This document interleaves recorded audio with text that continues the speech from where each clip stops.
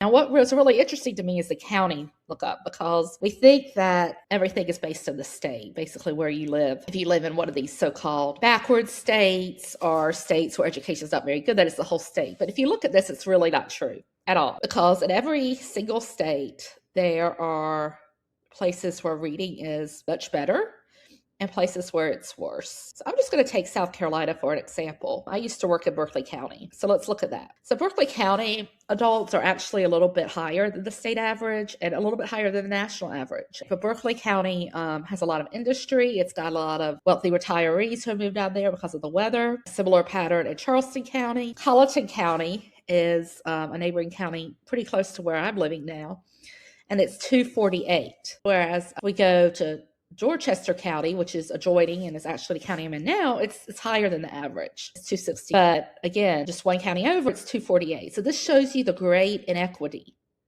that is going on. So why is that? So what's interesting is I have a map here of poverty. So this explains the amount of poor people, the amount of people who are living in poverty, which actually in the United States is a pretty low threshold. Most people who live below that threshold are very, very poor. There are a lot of people who are really struggling who technically aren't living in poverty according to the definition. So if I go, let's go to Colleton County, which is what I was looking at. 21.8% of the people are living in poverty, which again is a very low threshold. So a lot of people are struggling there. And this is relatively old data. It's just how it is. Now let's go to Dorchester County, which is my county. Only 12% are in poverty, and their reading level's much, much higher. So if I zoom out,